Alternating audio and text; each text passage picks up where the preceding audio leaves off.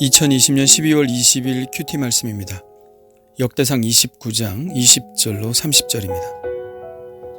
다윗이 온 회중에게 이르되 너희는 너희 하나님 여호와를 송축하라 하매 회중이 그의 조상들의 하나님 여호와를 송축하고 머리를 숙여 여호와와 왕에게 절하고 이튿날 여호와께 제사를 드리고 또 여호와께 번제를 드리니 숫송아지가 1000마리요 순양이 1000마리요 어린 양이 1000마리요 또 그 전제라 온 이스라엘을 위하여 풍성한 제물을 드리고 이날에 무리가 크게 기뻐하여 여호와 앞에서 먹으며 마셨더라. 무리가 다윗의 아들 솔로몬을 다시 왕으로 삼아 기름을 부어 여호와께 돌려 주권자가 되게 하고 사독에게도 기름을 부어 제사장이 되게 하니라. 솔로몬이 여호와께서 주신 왕위에 앉아 아버지 다윗을 이어 왕이 되어 형통하니 온 이스라엘이 그의 명령에 순종하며 모든 방백과 용사와 다윗 왕의 여러 아들들이 솔로몬 왕에게 복종하니 여호와께서 솔로몬을 모든 이스라엘의 목전에서 심히 크게 하시고 또 왕의 위엄을 그에게 주사 그전 이스라엘 모든 왕보다 뛰어나게 하셨더라. 이새의 아들 다윗이 온 이스라엘의 왕이 되어 이스라엘을 다스린 기간은 40년이라 헤브론에서 7년을 다스렸고 예루살렘에서 33년을 다스렸더라. 그가 나이 많아 늙도록 부하고 존귀를 누리다가 죽음에 그의 아들 솔로몬이 대신하여 왕이 되니라. 다윗 왕의 행적은 처음부터 끝까지 선견자 사무엘의 글과 선지자 나단의 글과 선견자 갓의 글에 다 기록되고 또 그의 왕된 일과 그의 권세와 그와 이스라엘과 온 세상 모든 나라의 지난 날의 역사가 다 기록되어 있느니라. 아멘.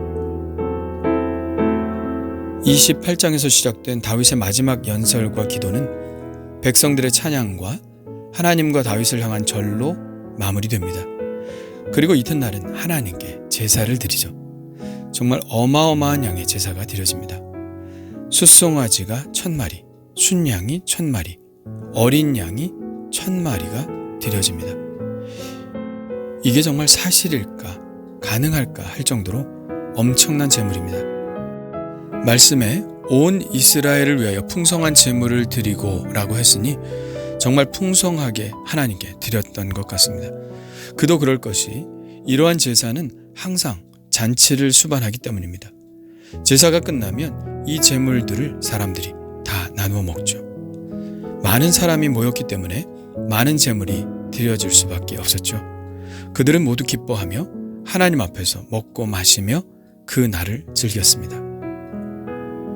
열왕기상에서는 다윗이 솔로몬을 따로 불러서 유언을 하지만 역대상에서는 이 다윗의 연설로 유언이 대신됩니다. 그리고는 솔로몬이 즉위를 하죠. 22절입니다. 무리가 다윗의 아들 솔로몬을 다시 왕으로 삼아 기름을 부어 여호와께 돌려 주권자가 되게 하고 사독에게도 기름을 부어 제사장이 되게 하니라. 여기서 솔로몬을 다시 왕으로 삼아라는 표현이 있는데요. 이 다시라는 말은 솔로몬의 두 번째 즉위식을 말하는 것입니다. 이미 23장에서 다윗은 솔로몬을 왕으로 삼았죠. 다윗이 나이가 많아 늙음에 아들 솔로몬을 이스라엘 왕으로 삼고 이스라엘 모든 방백과 제사장과 레위 사람을 모았더라. 이렇게 되어 있지 않습니까? 그러니까 오늘 말씀은 두 번째 즉위식을 이야기하는 것이죠. 이 두 번째 즉위식은 다윗의 죽음을 전제로 하고 있죠. 다윗이 죽고 나서 솔로몬은 다시 이스라엘 백성들에 의해 왕으로 추대를 받아 즉위식을 거행한 것입니다. 이 말씀에서 눈에 띄는 것은 사독에게도 기름을 부어 제사장이 되게 하니라 라는 구절입니다. 다윗 때의 제사장은 사독과 아비아달 두 사람이었습니다. 사독은 아론의 아들 엘르아살의 후손이고 아비아달은 아론의 아들 이다말의 후손입니다. 다윗 때에는 이 두 사람이 아론의 두 아들을 대표하는 제사장이었지만 솔로몬 때부터는 아비아달은 사라지고 사독만 남습니다. 이것은 아비아달이 솔로몬이 아니라 다윗의 다른 아들인 아도니아를 왕으로 지지했기 때문입니다. 요압도 아도니아 편에 섰었죠. 그런데 솔로몬이 공식적인 왕으로 인정되자 아도니아를 지지했던 아비아달 제사장은 고향 아나돗으로 추방당했습니다. 이때부터 이제 사독의 단독 제사장 체제가 시작되는 것이죠. 22절 말씀에서 또 하나 눈에 띄는 것은 솔로몬에게 기름 부어 왕이 되게 한 것과 거의 동일한 비중으로 사독에게 기름을 부어 제사장이 되게 했다고 말하고 있는 것입니다. 이것은 솔로몬 때부터 완전한 정교 분리가 일어났다는 사실을 보여주는 구절입니다. 다윗 때에는 이것이 좀 모호했습니다. 사무엘하 14장에 보면 다윗이 에봇을 입었다는 사실을 보여줍니다. 다윗이 여호와 앞에서 힘을 다하여 춤을 추는데 그때 다윗이 배 에봇을 입었더라. 알다시피 에봇은 제사장의 옷입니다. 다윗이 에봇을 입었다는 것은 다윗이 제사장의 역할을 일정 정도 수행했다는 것을 보여줍니다. 이것은 다윗에게만 허락하신 하나님의 특별한 은총이었다고 믿습니다. 오직 다윗에게만 허락되었죠. 그러나 솔로몬 때부터는 완전한 정교 분리가 이루어져서 솔로몬은 통치를, 사독은 제사를 맡게 됩니다. 솔로몬의 이야기는 역대하에 자세히 나올 것이지만 오늘 말씀에는 그에 대한 총론적 평가를 쓰고 있습니다. 그는 형통했고 모든 이스라엘 곧 모든 방백과 용사와 다윗의 다른 왕자들까지도 그에게 복종했습니다. 하나님은 솔로몬을 크게 만드시고 왕의 위엄을 주셔서 이전 이스라엘의 모든 왕보다 더 뛰어나게 하셨다고 기록하고 있습니다. 글쎄요, 이전 이스라엘의 모든 왕이라 봐야 사울과 다윗밖에는 없는데 다윗보다 솔로몬이 더 뛰어나다는 것에는 사실 동의가 잘 되지는 않습니다. 이것은 아마도 국력의 관점에서의 평가인 것 같습니다. 다윗보다 솔로몬 때의 통치 영역이 훨씬 넓었죠. 또 화려한 성전과 왕궁 등 주변국들의 감탄을 자아낼 만한 발전상들을 다윗 때보다 더 많이 보여주었던 것은 사실이니까요. 겉모습은 그렇다 할지라도 어떻게 솔로몬을 다윗에 비할 수 있을까요? 만일 다윗이 없었다면 솔로몬이 있을 수 있었을까요? 전혀 그렇지 못했을 것입니다. 이것은 전적으로 다윗으로 인한 열매입니다. 여기서 다윗의 위대성이 드러납니다. 다윗의 위대성은 다음 세대를 위해 준비했다는 것에 있습니다. 그간 다윗이 한 일을 보십시오. 자기 할 일을 다 했고 그리고 그것으로 그치지 않고 자기 아들 솔로몬이 해야 할 일을 완벽하게 할 수 있도록 모두 준비해 놓았습니다. 다윗은 정말 죽는 순간까지 끝까지 자신이 해야 할 일을 놓치지 않았습니다. 다윗에게서 붙은 가속도가 솔로몬을 밀어붙여서 계속 앞으로 달려갈 수 있게 한 것이죠.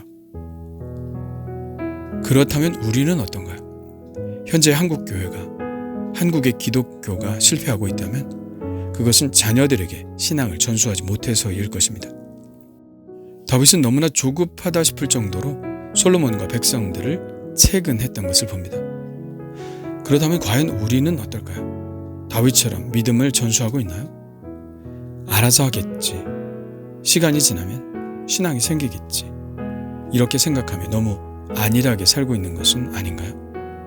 그러는 사이 우리 아이들은 세상의 소리에 더 귀를 기울이는 것은 아닐까요? 결국 솔로몬도 말년에 신앙에 균열이 생기고 말았는데요. 우리의 자녀들은 과연 잘 이겨낼 수 있을까요? 솔로몬에 대한 평가, 즉 그전 이스라엘 모든 왕보다 뛰어나게 하셨더라. 저는 이 말에 100% 동의할 수 없지만 저는 이 말씀이 우리의 자녀들에게는 100% 적용되기를 간절히 원합니다.